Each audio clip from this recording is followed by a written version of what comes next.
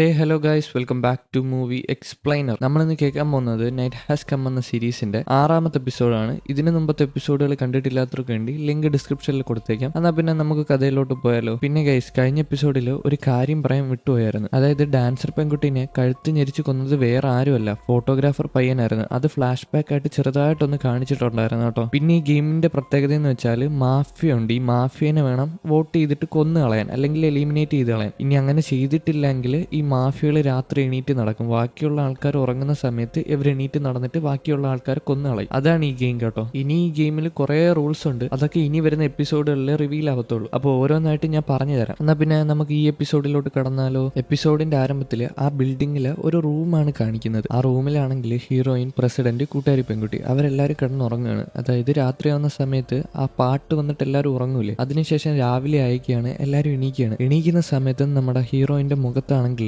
മൊത്തം ബ്ലഡ് ആണ്. അതായത് ഇന്നലെ ഫോട്ടോഗ്രാഫർ പയ്യൻ സ്വന്തമായിട്ട് വെട്ടിക്കൊന്നില്ലേ, അതുകൊണ്ട് തന്നെ ആ ബ്ലഡ് ഇവളുടെ മുഖത്ത് കുറെ തെറിച്ചിട്ടുണ്ടായിരുന്നു. സാധാ ഒരു മനുഷ്യനാണെങ്കിൽ നല്ല ട്രോമയിൽ പോകും കേട്ടോ. അത് ജീവിതകാലം മുഴുവനും അത് മനസ്സിൽ കാണും, ഇങ്ങനെ ഇത്രയും ബ്രൂട്ടലായിട്ടുള്ള കാര്യങ്ങളൊക്കെ കണ്ടാൽ. എന്തായാലും ഇവരെല്ലാരും കൂടെ ആ റൂമിൽ നിന്ന് പുറത്തിറങ്ങി വരികയാണ്. ഇറങ്ങി വരുന്ന സമയത്ത് റൂമിന്റെ പുറത്ത് എല്ലാവരും കൂടി നിൽപ്പുണ്ട് കേട്ടോ. എന്താ സംഭവം എന്നൊന്നും അറിയത്തില്ല. എന്തായാലും ചെന്ന് നോക്കുന്ന സമയത്താണെങ്കിൽ ഗേൾ ഫ്രണ്ടിനെ ആരോ കൊന്നേക്കുകയാണ്. അത് മാത്രമല്ല, ബോയ് ഫ്രണ്ട് തൊട്ട് സൈഡിൽ അവളെ കെട്ടിപ്പിടിച്ചിരുന്ന് കരയുകയാണ്. ഈ ബോയ് ഫ്രണ്ട് ഗേൾ ഫ്രണ്ട് എന്ന് പറഞ്ഞാൽ അവർ കപ്പിൾസ് അല്ല, അവർ ചൈൽഡ്ഹുഡ് ഫ്രണ്ട്സ് മാത്രമാണ്. പിന്നെ നമുക്ക് ഈ സീരീസ് കാണുമ്പോൾ അങ്ങനെ തോന്നും അവർ ഗേൾ ഫ്രണ്ട് ആണോ ബോയ് ഫ്രണ്ട് ആണോ എന്ന്. ഞാൻ ജെമിനിയുടെ അടുത്ത് ചോദിച്ചപ്പം അവർ ഗേൾ ഫ്രണ്ട് ബോയ് ഫ്രണ്ട് ഒന്നും അല്ല കേട്ടോ. അതുകൊണ്ടാണ് ഞാൻ ഇത്രയും ഉറപ്പിച്ച് പറയുന്നത്. അത് മാത്രമല്ല ഗൈസ്, ഇത് ചുമ്മാ ഈ ഗെയിം കാരണം മരിച്ചതല്ല ഒരിക്കലും ഈ ഗേൾ ഫ്രണ്ട്. ആരോ ഒരാള് കഴുത്ത് ഇറുക്കിയിട്ട് കൊന്നതാണ്. ഞാൻ പറഞ്ഞില്ലേ, മാഫിയകള് രാത്രി എണീറ്റ് നടക്കും, എന്നിട്ട് അവരാണ് ഓരോ ആൾക്കാരെ കൊല്ലുന്നത്. ഓരോ ദിവസവും ഓരോ ആൾക്കാരെ ഇങ്ങനെ കൊന്നോണ്ടിരിക്കും. അതിനു മുമ്പ് മാഫിയകളെ കണ്ടുപിടിച്ചിട്ട് എലിമിനേറ്റ് ചെയ്ത് കളയണം. അതാണ് ഈ ഗെയിം. ഒരു മാഫിയ മരിച്ചാൽ അടുത്ത മാഫിയ വരും, അങ്ങനെ വന്നോണ്ടിരിക്കും. ഓരോരുത്തരായിട്ട് എലിമിനേറ്റ് ചെയ്ത് കളയണം, ഇല്ലെങ്കിൽ പ്രശ്നവും. ഇതിനുശേഷം ബാക്കിയുള്ള എല്ലാവരും താഴെ കൂടുകയാണ്, അതായത് ബേസ്മെന്റിൽ കൂടുകയാണ്. റൗഡി പയ്യനാണ് കേട്ടോ ഇവരെല്ലാരും വിളിച്ചു വരുത്തിയിരിക്കുന്നത്. അവന് കാണണമെന്ന് പറഞ്ഞിട്ടുണ്ട് ഇവരെല്ലാരും. ഹീറോയിൻ വന്ന് റൗഡി പയ്യന്റെ അടുത്ത് ചോദിക്കുകയാണ്, എന്തിനാണ് നീ കാണണമെന്ന് പറഞ്ഞതെന്ന്. റൗഡി പയ്യൻ മറുപടി പറയാണ്, ഞാൻ നിന്നോടൊക്കെ ഇന്നലെ പറഞ്ഞില്ലേ ഫോട്ടോഗ്രാഫർ പയ്യനാ മാഫിയെന്ന്, എന്നിട്ട് നിങ്ങൾ കേട്ടോ, ഇപ്പൊ എന്തായി,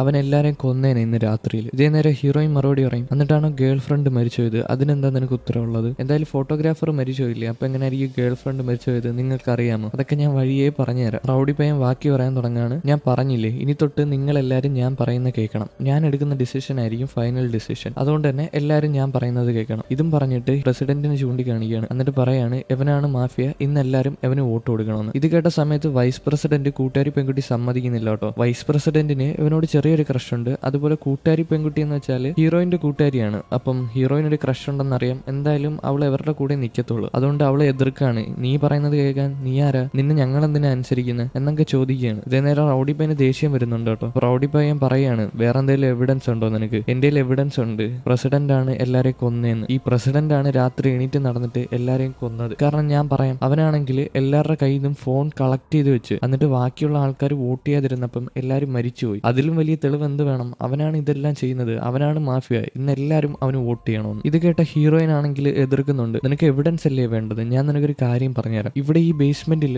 ഒരു സെക്യൂരിറ്റി റൂം ഉണ്ട്. അവിടെ CCTV എല്ലാം വർക്കിംഗ് ആണ്. CCTV എടുത്ത് നോക്കുകയാണെങ്കിൽ എന്തൊക്കെയാ സംഭവിച്ചതെന്ന് മനസ്സിലാക്കിയൂടെ? അപ്പൊ നിനക്ക് എവിഡൻസ് കിട്ടൂലേ, ആരാ കൊന്നേന്ന് മനസ്സിലാക്കാലോ. പിന്നെ നീ എന്തിനാണ് ഇത്രയും ഇതാക്കുന്നത്? എന്തിനാണ് പ്രസിഡന്റിന്റെ മണ്ടയിൽ എപ്പോഴും കുറ്റം ഇടുന്നത്? നിനക്ക് പ്രസിഡന്റിനെ ഇഷ്ടമല്ലെന്ന് പറഞ്ഞിട്ട് നീ അവനെ കുറ്റക്കാരനാക്കേണ്ട കാര്യമില്ല. അപ്പൊ റൗഡി പറയാണ്, നിനക്ക് എങ്ങനെ ഇവിടെ CCTV ഉള്ള കാര്യം അറിയാം? അപ്പൊ നീയല്ലേ മാഫിയ? ഇത് ഹീറോയിന്റെ അടുത്താ പറയുന്നത്. ഇപ്പൊ റൗഡി പയ്യൻ സംശയിക്കുന്നത് ഹീറോയിനെയാണ് കേട്ടോ. ഹീറോയിൻ പറയാണ്, ഞാൻ അങ്ങനെ വീണ സമയത്താണ് കണ്ടത്, അല്ലാതെ ഞാൻ തിരക്കി വന്ന് കണ്ടുപിടിച്ചതൊന്നും അല്ല. എനിക്ക് അറിയത്തില്ല ആരാ കുറ്റവാളി ആരാ മാഫിയ എന്നൊന്നും. എന്തായാലും ഈ തർക്കങ്ങളൊക്കെ കഴിഞ്ഞിട്ട് എല്ലാരും കൂടെ ആ സെക്യൂരിറ്റി റൂമിൽ കൂടിയിരിക്കുകയാണ്. വേറെ ആർക്കും ഈ CCTV നോക്കാൻ അറിയത്തില്ല കേട്ടോ. നമ്മുടെ കൂട്ടുകാരിക്ക് മാത്രമേ അറിയത്തുള്ളൂ. പക്ഷെ കൂട്ടുകാരി നോക്കുന്ന സമയത്ത് അതിനകത്ത് ഒരു ഫയൽ റെക്കോർഡഡ് അല്ല. അതായത് ഒരു CCTV വിഷ്വൽ റെക്കോർഡഡ് ആയിട്ട് കിടക്കുന്നില്ല, എല്ലാം ഡിലീറ്റ് ചെയ്യപ്പെട്ടതാണ്. അവള് പറയുന്നുണ്ട്, ആരോ ഒരാൾ മനഃപൂർവ്വം ഇതിനെ ഡിലീറ്റ് ചെയ്തതാണ്, അല്ലാതെ ഇത് ഓട്ടോമാറ്റിക്കലി ഡിലീറ്റ് ആവത്തില്ല. ഏകദേശം 30 ദിവസം അതിനകത്ത് കിടക്കേണ്ടതാണ്. എന്നാൽ ഇത് ഓട്ടോമാറ്റിക്കലി ഡിലീറ്റ് ആയതല്ല, ആരോ ഡിലീറ്റ് ആക്കിയതാണ്, മനഃപൂർവ്വം ഡിലീറ്റ് ആക്കിയതാണ്. കൊലപാതകി നമ്മുടെ കൂട്ടത്തിൽ ആരോ ഉണ്ട്. ഇത് കേട്ട റൗഡി പയ്യനാണെങ്കിൽ ഹീറോയിനെ എതിർക്കാണ്. ഹീറോയിനാണ് മാഫിയ എന്ന് പറയാണ്. കാരണം ഹീറോയിന് മാത്രമേ അറിയത്തുള്ളൂ ഇവിടെ ഇങ്ങനെ ഒരു റൂമുണ്ട്, അല്ലെങ്കിൽ ഒരു CCTV റൂമുണ്ട്, ഇവിടെ വന്ന എല്ലാരെയും കാണാൻ പറ്റും, ഇതിനകത്ത് എല്ലാം റെക്കോർഡായിട്ട് കിടക്കുമെന്നൊക്കെ ഹീറോയിന് മാത്രമേ അറിയാവൂ. അതുകൊണ്ട് തന്നെ ഈ ഹീറോയിൻ അവരോട് പറഞ്ഞില്ലേ, ഹീറോയിൻ മനഃപൂർവ്വം ഇരന്ന് വാങ്ങിയതാണ്, ഇത് പറയേണ്ട കാര്യമൊന്നും ഇല്ലായിരുന്നു. എന്തായാലും റൗഡി പയ്യന്മാര് ഹീറോയിന് വോട്ട് കൊടുക്കുകയാണ്.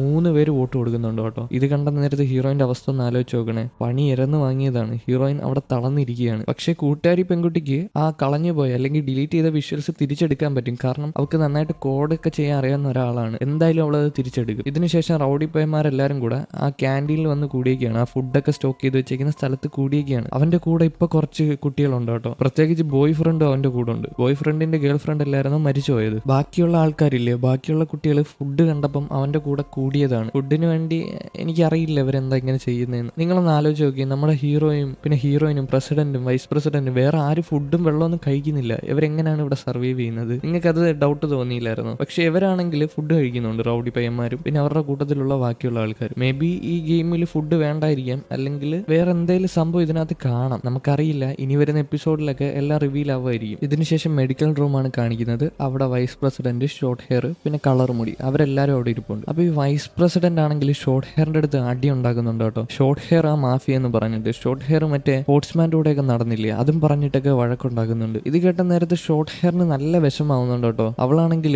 വൈസ് പ്രസിഡന്റിനെ ആക്രമിക്കാൻ കയറുകയാണ്. ഇതേ നേരെ കളർ മുടി പിടിച്ച് മാറ്റുകയാണ്. എന്നിട്ട് കളർ മുടി വൈസ് പ്രസിഡന്റിനോട് പറയുകയാണ്, അവളിപ്പം അവൻ മരിച്ചതിന്റെ ഒരു വിഷമത്തിലൂടെയൊക്കെ പോവാണ്, എന്നിട്ട് നീ അവളോട് ഇങ്ങനെയൊക്കെയാണോ പറയുന്നതെന്ന്. പക്ഷേ നമ്മുടെ ഷോർട്ട് ഹെയർ ആണെങ്കിൽ അവിടെ നിന്ന് പിണങ്ങിപ്പോയി കേട്ടോ. ഇതൊന്നും കേട്ടോണ്ട് നിൽക്കാൻ സാധാരണ മനുഷ്യർക്കൊന്നും പറ്റില്ല. അത് മാത്രമല്ല, അവൾക്ക് ഇഷ്ടപ്പെട്ട ഒരാളാണ് മരിച്ചുപോയത്. അപ്പൊ എങ്ങനെയാണ് ഒരാളെടുത്ത് വഴക്കൂടാനുള്ള മാനസികാവസ്ഥയൊന്നും അവൾക്കില്ല. ഇതിനുശേഷം വീണ്ടും ബേസ്മെന്റ് ആണ് കാണിക്കുന്നത്. ആ ബേസ്മെന്റിൽ സെക്യൂരിറ്റി റൂമിൽ അവിടെ ആണെങ്കിൽ ആ റാഗ് ചെയ്യപ്പെടുന്ന പാവം പയ്യൻ, പ്രസിഡന്റ്, ഹീറോയിൻ പിന്നെ കൂട്ടുകാരി പെൺകുട്ടിക്ക് ആ ഫോട്ടോ അല്ലെങ്കിൽ ആ വീഡിയോ എല്ലാം തിരിച്ചെടുക്കാൻ പറ്റും. പക്ഷെ കുറെ അധികം സമയം ആവശ്യമുണ്ട്. അതുകൊണ്ട് ഹീറോയിന്റെ അടുത്ത് പറയാണ്, ഞാൻ എന്തായാലും രാത്രി 11 മണിക്കുള്ളിൽ അത് ഞാൻ എടുത്തു തരും, ഇല്ലെങ്കിൽ ആ 3rd ഫ്ലോറിൽ സംഭവിച്ച എന്തോന്നെങ്കിലും ഞാൻ എടുത്തു തരും. ഇവരെന്തോ തപ്പുന്നതെന്ന് വെച്ചാൽ ഗേൾ ഫ്രണ്ടിനെ ആരാ കൊന്നേന്നാണ് നോക്കുന്നത്. ഈ കൊന്ന ആളാണ് മാഫിയ, അയാളെ കണ്ടുപിടിച്ചാൽ മതി, ബാക്കിയുള്ള ആൾക്കാർക്ക് വോട്ട് കൊടുക്കേണ്ട കാര്യമില്ല. പക്ഷെ അത് തിരിച്ചെടുക്കണമെങ്കിൽ കുറെ സമയം എടുക്കും. വോട്ടിങ് കഴിയുന്നത് 12 മണിക്കാണ്. എന്നാൽ കൂട്ടുകാരി പെൺകുട്ടി പറയുന്നത് 11 മണിക്കുള്ളിൽ തന്നെ തിരിച്ചെടുത്ത് തരാമെന്നാണ്. അപ്പൊ ഇനി 1 മണിക്കൂർ ബാക്കി കാണുമല്ലോ. എന്തായാലും കൂട്ടുകാരി പെൺകുട്ടി അത് എടുക്കുമെന്ന് നമുക്ക് പ്രതീക്ഷിക്കാം. ഇതിനുശേഷം ഹീറോയിൻ ആണെങ്കിൽ പ്രസിഡന്റിനെയും വിളിച്ചുകൊണ്ട് ആ ഫ്രീസർ റൂമിൽ വരികയാണ്. ഇവർക്ക് ഇനി ആ CCTV എടുക്കാൻ പറ്റിയില്ലെങ്കിൽ ഹീറോയിനെ എന്തായാലും വോട്ട് ചെയ്ത് ബാക്കിയുള്ള ആൾക്കാർ കൊന്നുകളയും. അതുകൊണ്ട് വേറെ എവിഡൻസ് നോക്കണം. അതായത് ഇവിടെ പ്രേതം വല്ലതും ഉണ്ടോ എന്നൊക്കെ ഇവർക്ക് കണ്ടെത്തണ്ടേ. മറ്റേ അവൾ ആ വഴി പോയപ്പോഴല്ലേ ആ റൂം കണ്ടുപിടിച്ചതും അവിടുന്ന് കുറെ ഫോട്ടോയും വേറെ കുറെ സംഭവങ്ങളൊക്കെ കണ്ടുപിടിച്ചത്. അതുകൊണ്ട് തന്നെ ആ റൂം വഴി ഒന്നും കൂടെ പോയിട്ട് അവിടെ നിന്ന് എന്തെങ്കിലും എവിഡൻസ് കിട്ടുമെന്ന് നോക്കാൻ പോവാണ്. എന്തായാലും ആദ്യം കയറി പോകുന്നത് പ്രസിഡന്റ് ആണ്, ആ ചെറിയ വഴി കൂടെ. പിന്നാലെ ഹീറോയിനും കയറി പോകുന്നുണ്ട്. അങ്ങനെ പോകുന്ന വഴിക്ക് മൊത്തം ഇരുട്ടാണ് കേട്ടോ. ഹീറോയിൻ ചോദിക്കുന്നുണ്ട്, നീ എനിക്ക് വേണ്ടി വോട്ട് ചെയ്തിട്ട് നീ എന്നെ കൊന്നു കളയുമെന്ന്. അപ്പോൾ പ്രസിഡന്റ് പറയാണ്, ഞാൻ അങ്ങനെ ഒരിക്കലും ചെയ്യത്തില്ല, ഞാൻ ഇന്ന് നിന്റെ കൂടെ കാണുമെന്ന്. അവർ ചെറിയൊരു ഇഷ്ടമുണ്ട് കേട്ടോ അങ്ങോട്ടും ഇങ്ങോട്ടും. അത് അവരുടെ ആ ഒരു പ്രവൃത്തിയിൽ നമുക്ക് മനസ്സിലാവും. ഹീറോയിൻ ഇത്ര ഒരു വല്ലാത്ത സ്റ്റേജിൽ നിൽക്കുന്ന സമയത്തും പ്രസിഡന്റ് അവളെ ആശ്വസിപ്പിക്കുന്നുണ്ട്, കൂടെ നിൽക്കുന്നുണ്ട്. അത് തന്നെ വലിയൊരു കാര്യമാണ്. എന്തായാലും അവർ നടന്നിട്ട് ആ റൂമിന്റെ ഏറ്റവും അറ്റത്ത് വരികയാണ് കേട്ടോ. പക്ഷെ ഹീറോയിൻ പോയ ആ സ്ഥലത്ത് അവർ എത്തിപ്പെടുന്നില്ല. എന്താണെന്നറിയില്ല. അന്ന് അവൾ പോയപ്പോൾ വേറെ ഏതോ ഒരു സ്ഥലത്ത് എത്തിപ്പെട്ടില്ലേ, അതായത് അവിടെ പൊളിഞ്ഞു വീണിട്ട് ബേസ്മെന്റ് വഴി. പക്ഷെ ഇപ്രാവശ്യം അവള് പൊളിഞ്ഞു വീണിട്ട് വേറൊരു സ്ഥലത്ത് എത്തിപ്പെടുന്നില്ല. എന്താ സംഭവം എന്ന് അറിയാൻ പാടില്ല. അവിടെ തൊട്ട് ഫ്രണ്ടില് ഫിറ്റ് ഇങ്ങനെ ബ്ലോക്കായി നിൽക്കുകയാണ്, സൈഡ് വഴി. എന്തായാലും അവർ പിന്നെ ടെറസിൽ വരികയാണ് കേട്ടോ. അതായത് ഏറ്റവും സ്കൂളിന്റെ മണ്ടയിൽ വരികയാണ്. കാരണം ഫ്രീസർ റൂമിൽ ഇരുന്നിട്ട് വേറെ കാര്യങ്ങളൊന്നും ഇല്ലല്ലോ. അവിടെ ഇരുന്നിട്ട് പ്രസിഡന്റും ഹീറോയിനും സംസാരിക്കുകയാണ്. ഹീറോയിൻ ആണെങ്കിൽ ഒരുപാട് പേടിച്ചിട്ടുണ്ട് കേട്ടോ. ഇനി മരിച്ചു പോകുക എന്നുള്ളൊരു ഫീൽ ഉണ്ട് അവർക്ക്. നമ്മൾ ഏറ്റവും കൂടുതൽ പേടിക്കുന്നത് എപ്പോഴാണ്?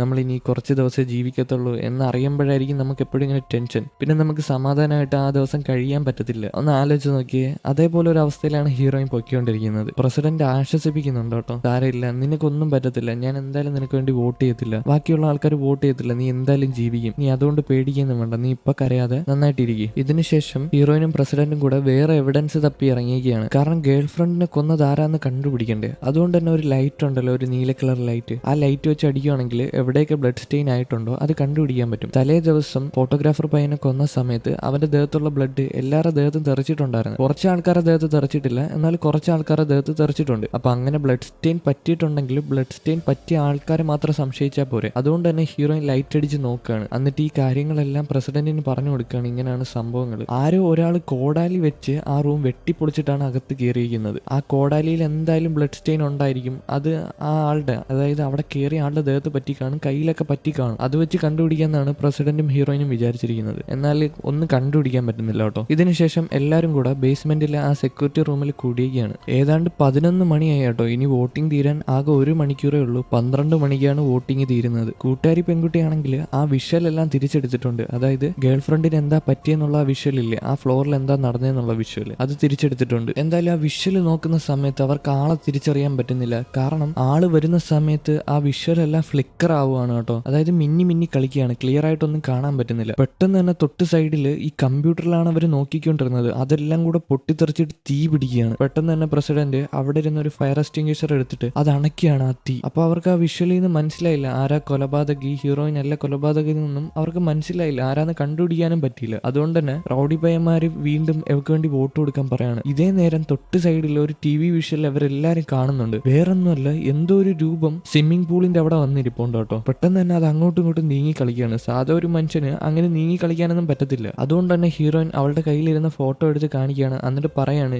ഈ പ്രേതമാണ് നമ്മൾ ആ TV കാണുന്നത്. ഞാൻ ഇടയ്ക്കിടയ്ക്ക് ഈ പ്രേതത്തിനെ കാണും. ഈ ഗെയിമിൽ ഈ പ്രേതമായിട്ട് എന്തോ ബന്ധമുണ്ട്, അത് നമ്മൾ കണ്ടുപിടിക്കണം. ഞാനല്ല മാഫിയ, നമുക്ക് ഇപ്പൊ പോയി കണ്ടുപിടിക്കാന്ന് പറഞ്ഞിട്ട് എല്ലാരും കൂടെ ചേർന്നിട്ട് ആ സ്വിമ്മിംഗ് പൂളിന്റെ അടുത്ത് വരികയാണ്. അതൊരു റൂമാണ് കേട്ടോ, ആ സ്വിമ്മിംഗ് പൂൾ ഉള്ള ഒരു റൂമാണ്. അങ്ങനെ ആ റൂമിൽ തെരച്ചിൽ നടത്തുകയാണ്, എന്തെങ്കിലും കിട്ടുമെന്ന് പറഞ്ഞിട്ട്. എന്തായാലും അവരവിടെ തപ്പുന്ന സമയത്ത് ഒന്നും കിട്ടുന്നില്ല കേട്ടോ, ഒരു എവിഡൻസും കിട്ടുന്നില്ല, അവർക്കൊന്നും മനസ്സിലാവുന്നില്ല. അതുകൊണ്ട് തന്നെ എല്ലാവരും ഒരുമിച്ച് കൂടിയൊക്കെയാണ്. എന്നിട്ട് ഒന്നും കിട്ടാത്തതുകൊണ്ട് ഒരു വിഷമിച്ച രീതിയിൽ ഇരിക്കുകയാണ്. ഇതേ നേരം പ്രസിഡന്റ് ഒരു കാര്യം പറയുന്നുണ്ട്. ഞാനൊരു ഐഡിയ പറയട്ടോ, നിങ്ങൾ ഇത് സ്വീകരിക്കുമെന്ന് എനിക്ക് അറിയത്തില്ല, എന്നാലും ഞാൻ പറയാം. അതായത് ഇപ്പോൾ ഒരാൾക്ക് വോട്ട് കൂടുതലുണ്ടെങ്കിലല്ലേ അവർ മരിച്ചു പോകത്തുള്ളൂ. ഒരേപോലെ രണ്ടുപേർക്ക് വോട്ട് വന്നാൽ എന്താ പറ്റുക? അതുകൊണ്ട് നമുക്ക് എല്ലാവർക്കും ഒരേപോലെ വോട്ട് ചെയ്യാം. നിങ്ങൾക്ക് കാര്യം പറഞ്ഞാൽ മനസ്സിലായോ? അതായത് ഒരാൾക്ക് ഇപ്പൊ 5 വോട്ടും മറ്റൊരാൾക്ക് ഇപ്പൊ 7 വോട്ടും ഉണ്ടെങ്കിൽ 7 വോട്ടുള്ള ആളല്ലേ എലിമിനേറ്റ് ആയി പോകുന്നത്. അതുകൊണ്ട് തന്നെ 5-5 ആക്കിയ സമാസമല്ലേ, അപ്പൊ മരിച്ചു പോകില്ലല്ലോ. അതാണ് പ്രസിഡന്റ് പറയുന്ന ഐഡിയ. അപ്പൊ ഇത് കേട്ട സമയത്ത് ആരും ആദ്യം ഇത് അംഗീകരിക്കുന്നില്ല. പക്ഷെ അംഗീകരിക്കുന്നവരുണ്ട്. വൈസ് പ്രസിഡന്റ്, കൂട്ടുകാരി, ഹീറോയിനൊക്കെ അംഗീകരിക്കുന്നുണ്ട്. എന്നാൽ റൗഡി പയ്യന്മാരൊന്നും ഇത് അംഗീകരിക്കുന്നില്ല. അവന്മാർ ചെയ്യാൻ പറ്റത്തില്ലെന്ന് പറയുകയാണ്. എന്തായാലും ഇച്ചിരി കഴിയുന്ന നേരത്തെ അവന്മാർ സമ്മതിക്കുന്നുണ്ട് കേട്ടോ. എല്ലാവരും അങ്ങോട്ടും ഇങ്ങോട്ടും വോട്ട് ചെയ്യാണ്. അതായത് മെയിൻ ആയിട്ട് ഹീറോയിനും പ്രസിഡന്റിനുമാണ് വോട്ട് ചെയ്യേണ്ടത്. രണ്ടുപേർക്ക് സമാസമായിട്ടുണ്ട്. അവർ 13 പേരെങ്ങാണ്ട് ഉണ്ടായിരുന്നു. എന്നാലും ഇപ്പം 3 പേര് ബാക്കിയല്ലേ. ഇപ്പം 2 പേർക്ക് 6 വോട്ട് കൊടുക്കുകയാണെങ്കിൽ 1 വോട്ട് ഫ്രീ ആണ്. അതുകൊണ്ട് തന്നെ വേറെ ആൾക്കാർ വേറെ 3 പേരാണെങ്കിൽ എന്താ പറയാ, അതായത് അങ്ങോട്ടും ഇങ്ങോട്ടും വോട്ട് കൊടുത്തു.